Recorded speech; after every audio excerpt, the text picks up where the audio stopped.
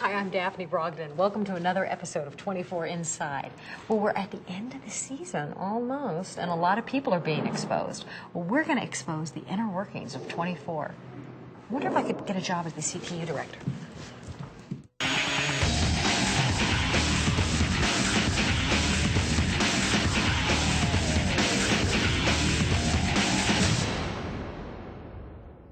All right, everybody knows Mike Novak. You have been with all the presidents, but of course the man behind Mike Novak is Jude Ciccolella. Did I say it right? Very good. Yes. Very, very good. Got it. Very good. You know, it's funny, we were talking before the cameras rolled about sort of bad casting, Right. and you and... We were honest then. Now yeah, we're going we to were get honest. this on. No, I'm going to say, actually, no, honestly, but you or like the guy who plays Aaron Pierce, I actually believe that Right. you could be a chief of staff. I believe that you could be, you have that gravitas. Well, thank you. Thank you. Yeah. I think it was good casting myself. Especially the glasses. I chose the glasses. Oh, so Made you don't me look actually, a little more studious than I know. you don't really wear glasses? I actually wear them in real life, Oh. but on film and in parts, I've never really worn glasses.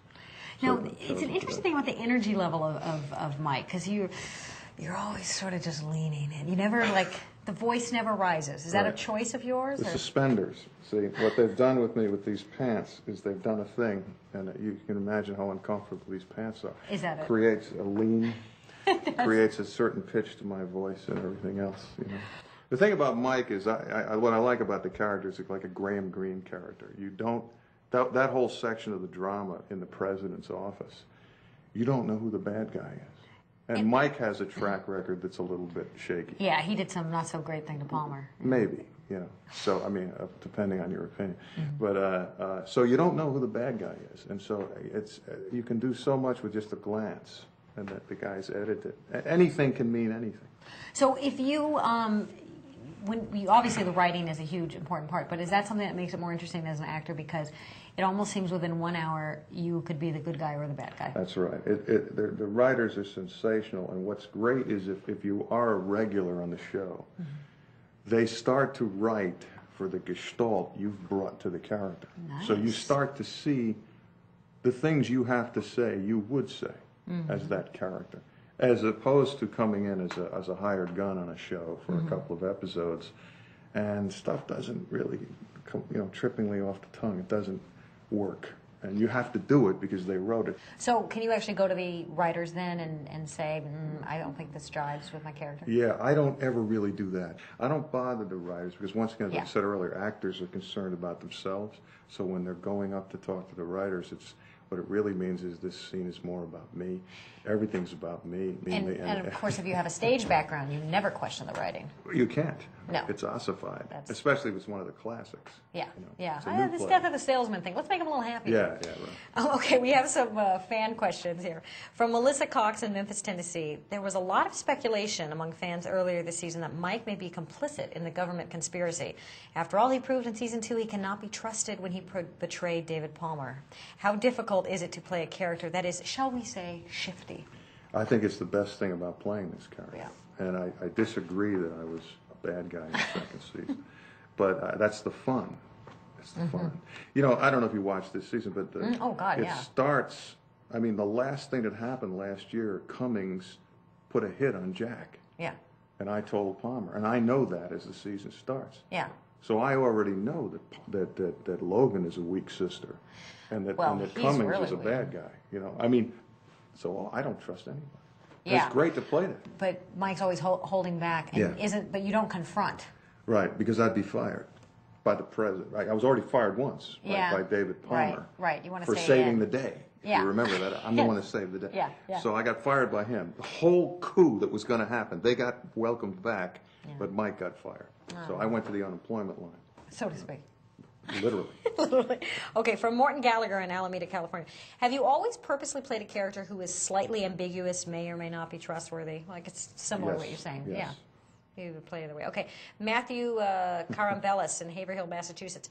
Novak seems to be a good guy this season, but I can remember back to season 2 when he was very bad. Okay, same kind of thing. You play good or bad. So you're not really playing, you're not making a judgment call on the character. What I do is, in the second season, for instance, it was written that I was Iago. It was pretty much written. It was complex, but I was going to be a turncoat. You play against it as much as you can. And you have to justify to yourself that you're doing this for the right reasons. That you have a moral center that you're working from. And That's so what much I try to acting do. on the phone. I always think that's got to be a challenge. Because they don't want to work with me, the other actors. Why would they? They don't want to be in the screen. The sun's too bright, my friend. Yeah. Okay, from Carolyn, who says she's a crazed fan from Chicago.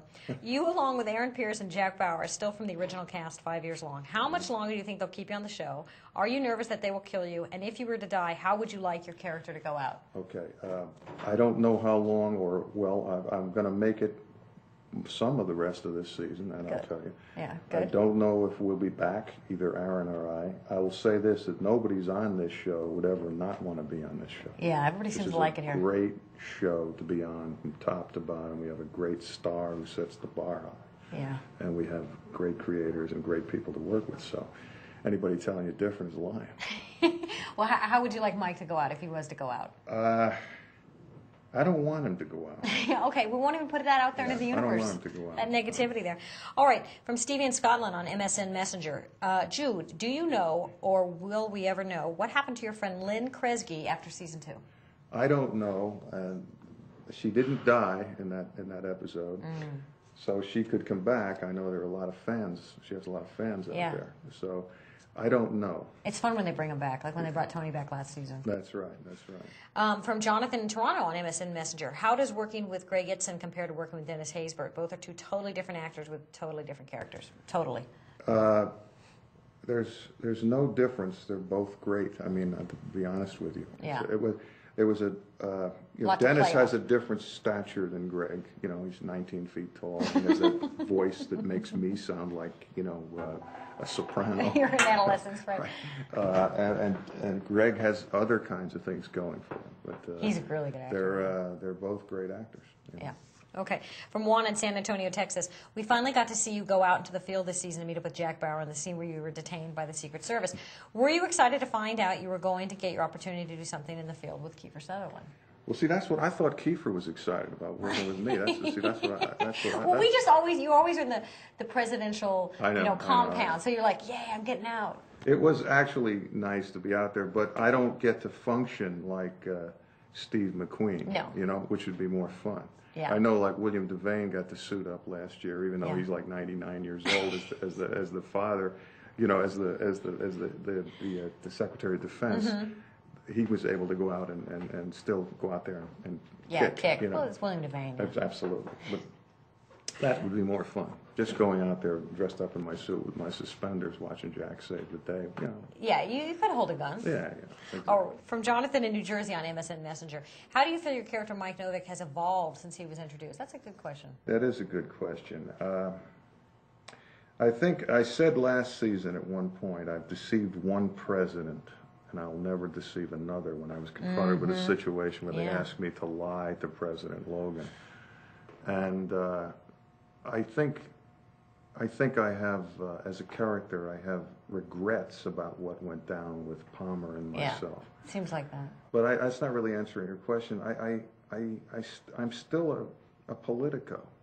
I'm working with two different administrations. But obviously the same party in this. No, this party is different than Dennis's party. See? That's right. So when I popped in last year, That is kind of I'm funny. They let basically you coming in with the right wing squad as opposed to working with the left wing squad. So you're an opportunist. You're an opportunist with a conscience. Though. I'm like these talking heads on TV. All these guys that Right. don't have real jobs. They ask them opinions and about what they think, and they have no. Do you see yourself? Do you think like you're the Karl Rove? Are you the Scooter Libby? No. I would see myself more as Haldeman, H.R. Haldeman. Alderman. Okay. I saw it more like that. From Victoria in East Brunswick, New Jersey. Mike Novick's been on for 5 seasons now. Will we see him in combat action anytime soon? Combat action? Yeah. You mean actually going out Yeah, there like that's I it. just said? No, they Yeah. won't let me do that. They won't. No. You're too special. I don't get to do the Steve McQueen. I don't get to do it. I would love to do it, but I don't get to do it. From Jonathan Schneider in Montreal. Do you think Mike would be able to lead the country as vice president the next season? Hey, that's a great plot. Well, I've been reading these blogs. My wife does the computer stuff, yeah? and there's Mike for president, Mike for vice president. I don't know. I I think that's as high as I could go. If somebody made me vice president. Well, I don't think his I don't personality... think I could be president. Yeah. It would take away the fun of unless I became a bad guy. Well, but also because the personality to be president or vice president is you've got to go and kiss the babies and That's do all right. that. And that doesn't seem like Mike. No. But that was kind of interesting about the vice president. We all thought he was going to be the bad guy. You're not going to get me to spill anything. You guys are tricky. Okay. Well, then I can say this. Why were you against the martial law thing? Because I kind of thought, what's the matter with the martial law if they think the terrorists are... I can't remember. I knew I had to play it, but I can't remember. I know, because that was the one thing I was like, I don't know if it was a justifiable reason or not. I had to play that, though. Yeah. You know? Because you're a professional. Jude, thank you so much for joining us. Nice to meet you. Yeah, really nice to meet Okay, you. all right. Okay, we are in what's called The Cage, and this is Jim Lapidus. Yes. He is the wardrobe man for all of 24. Now, you said this is just for the extras? This is for the extras alone. We have to dress all of our extras head to toe. And, of course, you don't do it alone. You do it with Jean Razan is the costume supervisor on the show. Hello. Hi. Now, okay, so you were saying that you have to really keep careful track of the extras because you have so many of them and it's one day. Everything takes place in one day. So if an extra doesn't return, we have to dress somebody else at that desk to look like that same person. Since it's 24 hours, each episode is 1 hour of that same day. So any extra starts to walk out, you're like, no, that belt's mine. That's everything. You got to take it. Well, no, we dress them. I mean, it's easier to dress them. And when they come in their own clothes, it's usually not right for what we want. We have a certain look to CTU. There's a certain the dark look, blazers. There's certain people from district. There's certain people that are ops that go out in the fields. So there's all different looks that we do, and it's better that we do it. We have it in hand in case, they have to walk out a door 2 weeks later. We don't have that person. We at least have the clothes to put on somebody else's back. Is it hard to keep track of it, Jean? Not once we got into a rhythm, but you wouldn't wear the same clothes every day for a week or 2 or 10 months, so we can't expect them to. So we just do it and hand it to them, and then we know they're going to be the same person every time they see us. Well, I always thought the principals must get a little, after a while of so many months of filming, like Chloe's still in that same sweater. Do you have more than one of that sweater? Oh, yes. We have as many as we can find, usually. Really? Is that a determination when you find an item you're going to use? Like, can we get, 10 of them? Or? Well, if I go out shopping, the first thing is a no for me. I can't go to a sale rack. Because there's only one of, unless we feel we can recreate it in another fabric that looks like it, I can't buy sales items. So I can't go into your boutiques on Robertson and find one of. I need to go to a store where I know I can call New York, we can call Canada, and they can send us 6 more, 10 more of the same thing. I don't have that luxury of most shows going, gee, that's a one-of-a-kind great item. And how do you come to determine that? Like, okay, this season she's going to be wearing that sweater. Like, how do you decide that for a character, what they're going to wear? We do a major fitting with the actress. I also meet with the director and the producers. We talk about the character. We look at the plot, how it's driven, where are they going. Chloe's always been very quirky, so the sweater with the embroidery on it sort of worked for her. Mm-hmm. It depends on the character. It depends on who they cast, and the direction the character's going. And you don't really see any, short cocktail skirts on 24, because they're moving and a lot of action. Not the kind of place for cocktail skirts or stiletto heels, because you're usually running for your life on this show. Yes. You will run for your life. You will run for your life. This is the wardrobe that you need to run for your life in. For example, the first year Kim was in a high heel wedgie sandal. Yeah, like I'm wearing right now. Like that, they'd be hard to run in. The bottom line is she ended up on a mountaintop with gopher holes, and we ended up painting a tennis shoe to look like your wedgie sandal that she wore because there was no way she could run in the mountains in that shoe. But when you do the first episode, you don't know, where you're going. You don't know where you're in. Okay, we have some questions from fans. From Rosita Stewart in D.C. This is a question I wanted to know about too. I'm so curious about Audrey's white coat when she was cut by Henderson. Any chance that I can buy this somewhere? I tell you, next time there's martial law in L.A., I hope I have such a chic coat. And here it is. We have it Audrey's unstained. Yes. It is darling. This coat came from Bloomingdale's. It was a little different. There were things that were on it we changed. Big belt. There were big zip pulls on it. I changed it. The reason we did this, we knew it was going to show blood well. And we knew she was going to get bloody. And we knew it was night. And that's why we went with a white coat. This isn't normally something I'd put somebody in at night outside because Hi, I'm Deb. or thumb against all the other characters. But as you see, Jude will show you, I wanted it to show the blood was the most important part of what happens to this coat. I'm so glad to see there's two, because when she got it bloody, I was like, oh no, I'm sorry about Audrey, but the coat. And correct me if I'm wrong, Jean, I think we own all of these coats. We owned everything we could find in the United States and So you Canada. can't buy this coat. We called the manufacturer, who is a Canadian company. Macaj. Macaj. Macaj. They managed to track down all the stores they sold to and called them back and sent them to us. I noticed these are different sizes. Well, When they only make about 10 in the country, you take what you can get. And Or Okay. we let then some find out. fabric. yeah, Well, one of the things I thought went really well with Audrey in this is that we know she's comes from, you know, some money. Her dad's a Secretary of Defense, and she's sort of serious, but she's going to be stylish. And I thought this coat looks expensive, and I thought Yes. it fits for her that she would have an expensive coat. Well, when we do a fitting with Kim Raver, there's like 20 to 30 coats in the room. Of course, this was my favorite. She walked in the room. I said, "Let me show you this." She put it on. She loved it. Fits her like a glove. Walked out of the room and end of fitting. So, Yeah. But I guarantee you, if I'd only had this one coat in the room when I fit her, we would have been shopping for a week to find the right coat. 'Cause it Right. always seems to work out.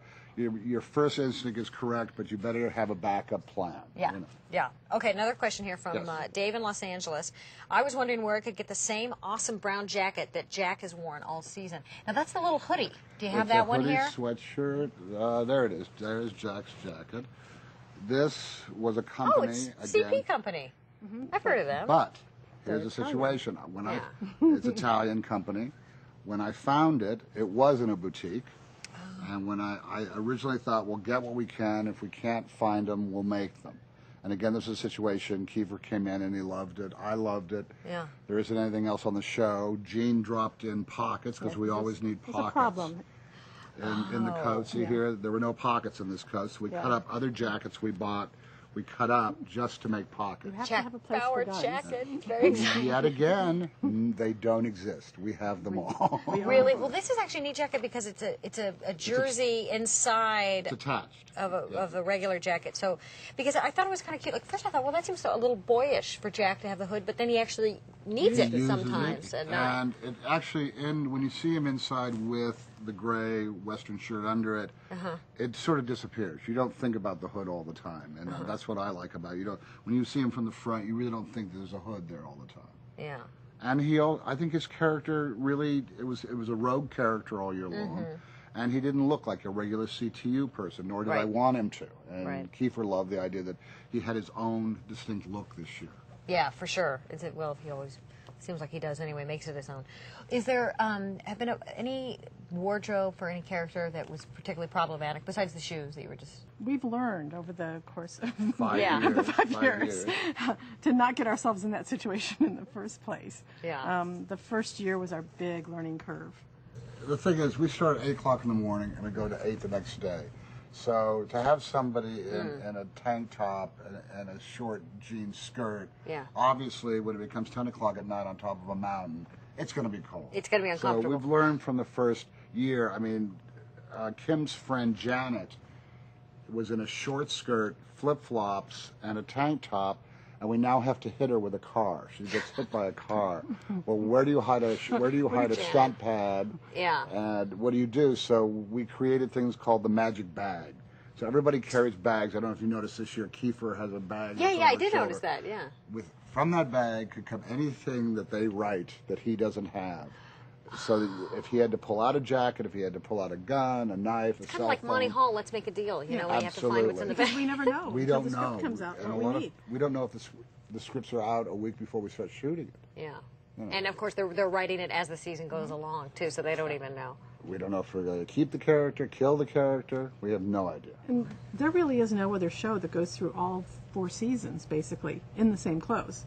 You know, half of our shooting is during the day, which is great. We're all on the same schedule, but then the shooting crew gets on a night schedule. We're on a day schedule because we're still needing to get things. Yeah.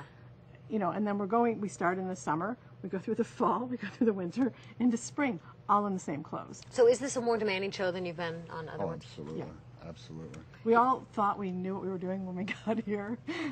But We people didn't. seem to be very happy working on it, though. Like they do get something creatively out of this show. We feel we're doing feature quality. We feel like we're doing feature quality at all times. We Yeah. don't feel like we're doing a TV show. Yeah. And we try to put that in on, you know, and I think it shows up in our work and in the look of it. Everyone here is allowed to contribute, which is such a rare thing, Yeah. especially in television these days. I mean, they do want your opinion. And whether they use it or not, it really doesn't matter. You do get to say something. We were glad to get to hear you say something, Jean, Jem. Well, my right arm, as I say. Yeah, right here with your right arm. And, you know, if you find any more of those coats, let us know. We own them all. We're keeping them all. Bloody and unbloody.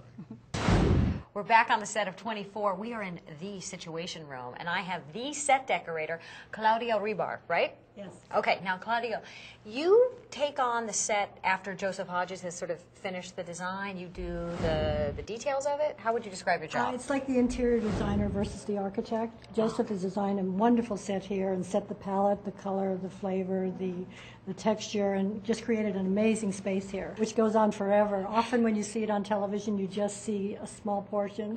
When people actually walk in here, they can't believe how it's the size of a football field, just about. Well, There's it's so the many size of like what areas. real CTU Yes. should be. Yeah, it's just as big. So now, somewhere in the Situation Room, what are the touches that you added here? I brought in the chairs, and again, it's keeping to the palette that Joseph established, the blues, the purples, the maroons, and the steel. And so, the accessories, Joseph actually designed this table and the light above it, and it's just a reflection. It's repeated in other areas here. So are you trying to think like, okay, what would a government office have, but also a place with high stakes and espionage? You're thinking of all those I think sort of...